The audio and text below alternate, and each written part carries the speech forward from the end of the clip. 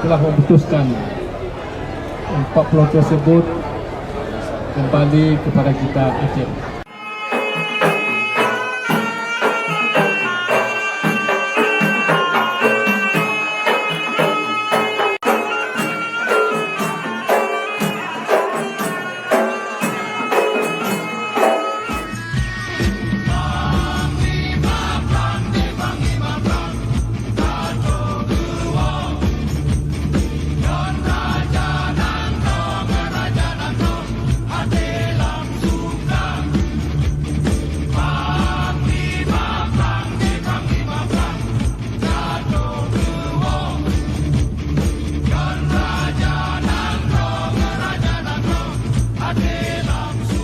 Kemarin sudah kita tanya-tanyai yang bahwasanya tidak ada masalah lagi, mungkin untuk beberapa masa depan tidak ada dawa-dawi lagi.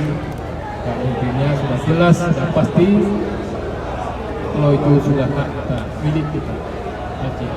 Terima kasih besar-besarnya kepada rakyat Aceh, kepada tokoh, segenap lapisan masyarakat yang telah mendukung, memberi support, memberi dukungan kepada Putra Aceh.